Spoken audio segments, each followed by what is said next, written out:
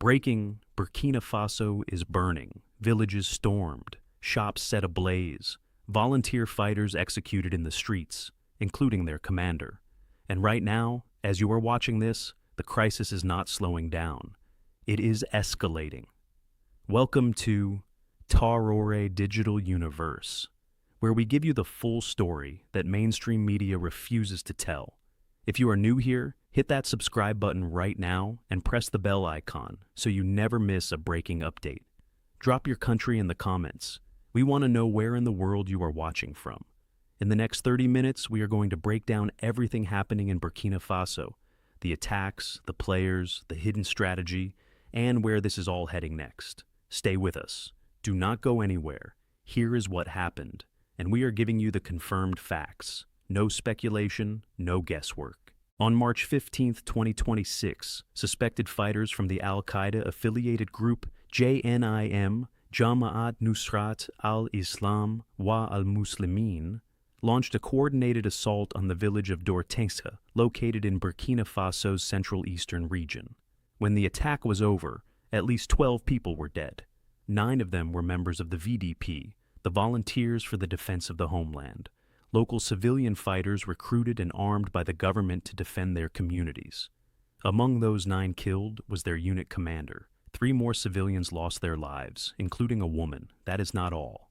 The attackers did not simply strike and leave. They looted shops. They set buildings on fire. They sent a deliberate message to every single person watching. Nowhere is safe. No one is protected.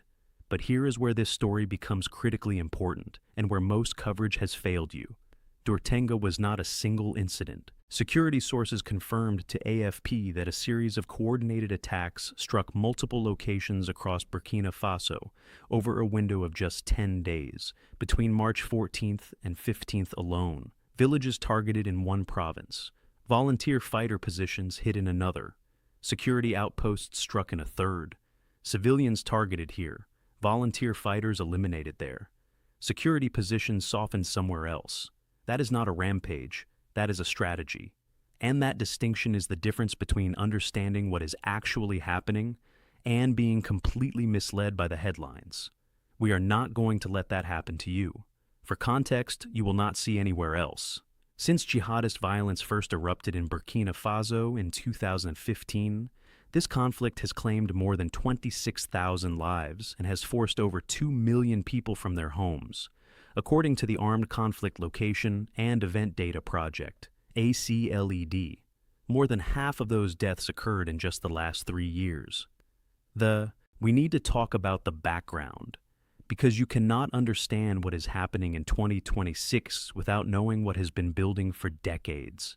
Burkina Faso, which means land of incorruptible people in Moray and Dioula, gained independence from France in 1960. Since then, the country has experienced 9 military coups. 9. That is not a government. That is a revolving door of power, grabs, broken promises, and collapsed institutions. And every single one of those collapses left a vacuum that extremist groups have been more than willing to fill. The jihadist insurgency itself began bleeding across the border from Mali around 2015, gaining momentum as Burkina Faso security forces, underfunded, under-equipped, and under-motivated, repeatedly failed to protect the rural communities. When the state fails to show up, someone else does. JNIM showed up. JNIM, the Group for the Support of Islam and Muslims, is an umbrella organization affiliated with al-Qaeda. They do not operate like a conventional army. They do not hold territory in the traditional sense. They operate through mobile strike forces, community infiltration, roadblocks, sieges, and targeted assassinations. They have surrounded entire provincial capitals, cutting off food, medicine, and electricity to hundreds of thousands of people. And they have a deliberate recruiting strategy. They go to the communities that the government has ignored, abused, or left behind, particularly among Fulani herder communities. And they offer protection, income, and belonging. You cannot bomb your way out of a strategy that runs on grievance. Now here is the critical development that changes everything. In response to the spiraling violence, the government of Burkina Faso began massively expanding the VDP, the Volunteers for the Defense of the Homeland. Within his first month in power, current leader Captain Ibrahim Traoré launched a recruitment campaign that brought in 50,000 new VDP members. These are local civilians, given weapons, given 3 months of training, then sent to defend their own communities, sometimes without professional soldiers alongside them. That decision changed the entire character of this war, because now there are 50,000 more targets, and JNIM has made it very clear they know exactly who those targets are. Let's identify the players, because in a conflict this complex, knowing who is not optional, it is essential. Player 1, Captain Ibrahim Traoré, 36 years old, the world's youngest head of state. He came to power in a September 2022 coup, the country's second coup that year alone, ousting interim President Paul-Henri Sandaogo Damiba. Traoré styles himself after Burkina Faso's revolutionary icon Thomas Sankara, pan-Africanist, anti-imperialist, fiercely nationalist. He expelled French troops, he expelled French ambassadors, he pivoted hard toward Russia, including bringing in Wagner Group mercenaries, who arrived in January 2024.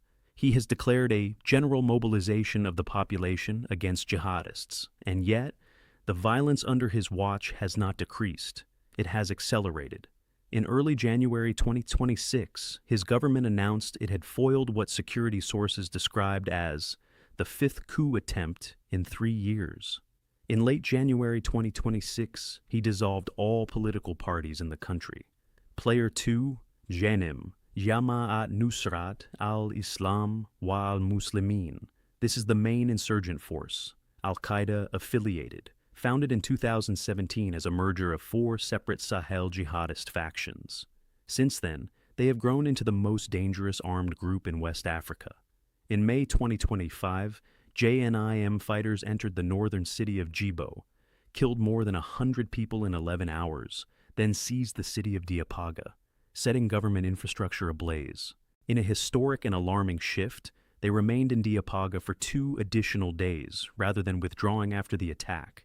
JNIM is no longer just raiding, it is beginning to hold. Player 3, the VDP, the Volunteers for the Defense of the Homeland. They are the backbone of community-level resistance, 50,000 members strong after Traoré's recruitment surge. They know the terrain, they know the communities. They provide the early warning systems that professional forces cannot. But they are also deeply controversial. Human Rights Watch and other organizations have documented cases of VDP units committing atrocities against Fulani civilians, the very communities that JNIM recruits from, in operations that mirror the tactics of the insurgents they are fighting. This cycle of accusation and counter-accusation is tearing communities apart and driving more people toward the extremists. Player 4, Russia. Moscow's presence in Burkina Faso is not incidental. It is strategic. Russian troops, including Wagner Group mercenaries, were deployed starting in January 2024. In May 2025, Traoré traveled to Moscow for a state visit with Putin. Russia has filled the security and political vacuum left when Western forces, particularly France, were expelled. But critics argue that Russian involvement has not turned the tide militarily. It has, however, helped Traoré consolidate political control domestically. Player 5, the Fulani communities. This is the player almost nobody talks about, and it is the most consequential of all. Fulani herders make up a significant portion of Burkina Faso's rural population. They have been caught in a lethal crossfire. JNIM recruits from them. The VDP and military have massacred them. In March 2025, Burkinabe Special Forces conducted an operation called Green Whirlwind 2 near Solenzo, killing more than 130 Fulani civilians, according to Human Rights Watch. Thousands more fled to Mali. JNIM used the massacre as a direct justification for the Diapaga attack, calling it the beginning of revenge for Solenzo. You cannot understand the escalation without understanding this dynamic. Let's look at the responses, because how the world is reacting, or failing to react, tells you just as much as the attacks themselves. The Burkinabe government has provided limited official comment on the Dourtenga attack. This has become a pattern under Traoré's junta. Attacks are reported by local and security sources, often via AFP or regional news outlets, while official government acknowledgement is delayed, minimal, or absent. That information vacuum is itself a crisis. When a government cannot or will not communicate openly about security events affecting its own citizens, it accelerates the erosion of public trust, the very resource it needs most right now. What the government has done is respond on the military level. Following the wave of attacks, security sources reported a combination of responses: airstrikes targeting retreating fighters, ground units moving into affected zones, and relief operations reaching attacked communities. In early 2025, Traoré also created a new Rapid Intervention Battalion, the BIR, specifically stationed in Dourtenga to respond to eastern insurgency. That battalion was overrun, and its commander killed in the March 2025 Dourtenga attack. Human Rights Watch has been one of the loudest voices sounding the alarm. Senior Sahel researcher Ilaria Alagrozzi called the situation in Burkina Faso one where, in her words, the government's security forces are using indiscriminate violence in a way that mirrors the terror groups they claim to be fighting.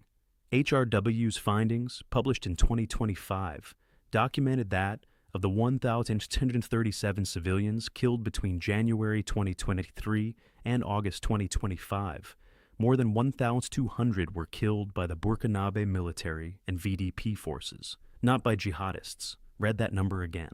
Alagrozzi specifically called on the UN Security Council and the African Union Peace and Security Council to place Burkina Faso urgently on their agendas. The humanitarian sector is under direct assault, not just from jihadists, but from the government itself.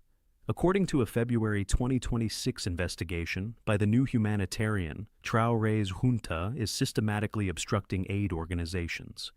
Arrests of aid workers have increased. New laws impose government control over relief operations. Aid groups have been completely blocked from accessing JNIM-controlled areas. 2 million displaced people are watching their lifeline being choked off. Civil society is being systematically dismantled. In April 2025, the Traoré government announced the dissolution of 118 civil society organizations, many of them engaged in human rights monitoring. The Burkinabe Journalists Association was dissolved in March 2025. Radio stations have been suspended for covering events the junta finds unflattering. Former Foreign Minister Ablase Ouedraogo, 70 years old, was arrested and conscripted to fight on the front lines. Judges investigating corruption were detained or drafted. This is not counterinsurgency. This is the consolidation of absolute power under the cover of war. The international community has been largely paralyzed. The alliance of Sahel states, Burkina Faso, Mali, and Niger, has explicitly distanced itself from ECOWAS and from Western oversight. France has been expelled. The US and EU face a government that frames any Western engagement as neo-colonial interference. The diplomatic options are narrowing by, now here is the part that changes everything. Stay with us, because what we are about to break down is the strategic layer that no other channel is giving you.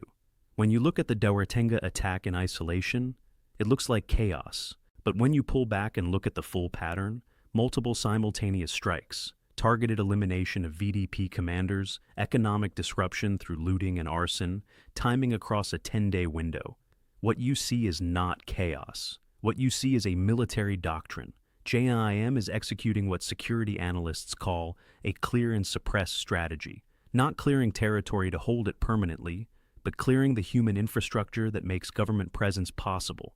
The VDP are not just fighters. They are early warning systems, community intelligence networks, the human infrastructure of state presence in rural areas where there are no police stations, no army barracks, no government buildings. If you eliminate the VDP commander in Dourtenga, you do not just kill one man. You collapse the entire early warning apparatus for that community. Here is the specific intelligence concern. JNIM used civilian drones during the March 2025 Dourtenga attack to monitor the movements of Burkinabe soldiers in real time, armed non-state actors using commercial drone surveillance against a national military. That is a qualitative leap in capability that has enormous implications for how this conflict develops going forward. At the same time, we have to be precise about something the mainstream narrative gets completely wrong. The violence in Burkina Faso is not just jihadist versus government. There is a third axis, and it may be the most dangerous one. The government's own tactics are generating recruits for JNIM. When the Burkinabe military massacred 130 Fulani civilians at Solenso. In March 2025, JNIM did not have to recruit from that community. The army did the recruiting for them. JNIM explicitly stated that the Diapaga attack was revenge for Solenso. That is not propaganda. That is a causal chain. Brutality breeds extremism. This is documented, measurable, and being ignored. And the geographic picture is alarming. At various points in 2025, significant portions of Burkina Faso's territory, particularly in the north and east, have been under de facto JNIM control or heavy influence. Provincial capitals have been blockaded. The capital, Ouagadougou, has not yet been directly threatened, but the supply lines connecting it to the rest of the country are increasingly contested. According to analysts, the scenario of an isolated capital, once considered unthinkable, is no longer being ruled out. The Russia factor adds another layer of complexity. Wagner Group forces have been deployed, but their track record across Mali suggests they are primarily useful for protecting regime assets and suppressing political opposition, not for winning counterinsurgency wars in complex rural terrain against mobile guerrilla forces. Russian firepower cannot fix Fulani community grievances. Russian firepower cannot rebuild shattered government legitimacy.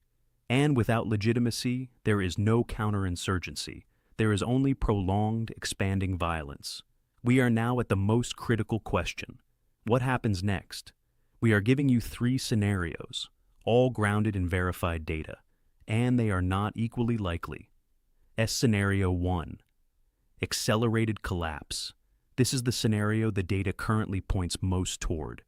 JNIM continues its transition from mobile raiding to territorial control, a shift already visible in the extended occupation of Diapaga in May 2025.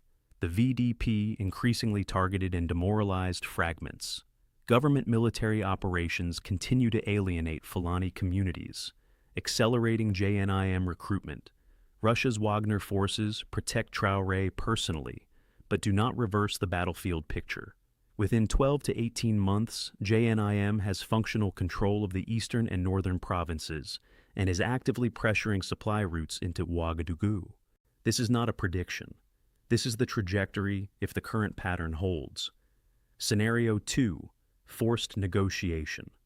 As the military situation deteriorates, pressure from within Burkina Faso's own military and from regional neighbors compels Traoré, or a successor following another coup, to pursue some form of engagement with community and religious leaders who have indirect lines to JNIM-adjacent factions. This has precedent. Mali has engaged in similar quiet diplomacy at the local level. It does not end the war. It does not restore government authority to contested areas, but it reduces the rate of civilian death and begins creating conditions for a longer-term political process. This requires Traoré to step back from his current trajectory, which makes it unlikely but not impossible. Scenario 3. Strategic reversal. This is the most difficult scenario to see from where things stand today, but it cannot be dismissed. Traoré's government fundamentally changes its approach. Accountability for VDP and military atrocities, genuine engagement with Fulani community leaders, an emergency diplomatic track through the African Union, and a recalibration of the Russia relationship to prioritize genuine capacity building over political survival protection. International partners, including the U.S., which has recently engaged directly with Ouagadougou, according to reports, offer incentives for reform rather than isolation. This scenario requires political will that is not visible today.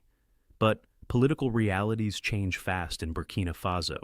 9 coups is proof of that. And here is the development that makes all 3 scenarios globally significant. The spillover is already happening. JNIM fighters killed 8 Ghanaian tomato traders in Burkina Faso, raising alarms that the insurgency is testing Ghana's northern frontier. Militants have struck military positions inside Benin, killing 15 soldiers at a military base in March 2025. Togo has faced incursions. The Sahel is not contained. The fire is spreading south. This is a here is what you need to know before you go.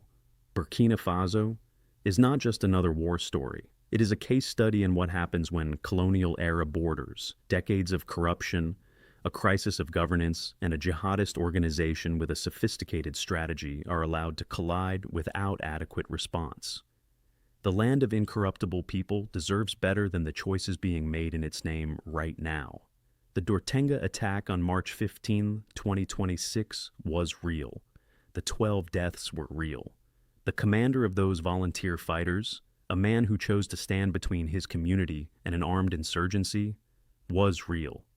Their names deserve to be remembered, not buried under a news cycle that moved on 48 hours later. What happens next in Burkina Faso matters beyond Burkina Faso.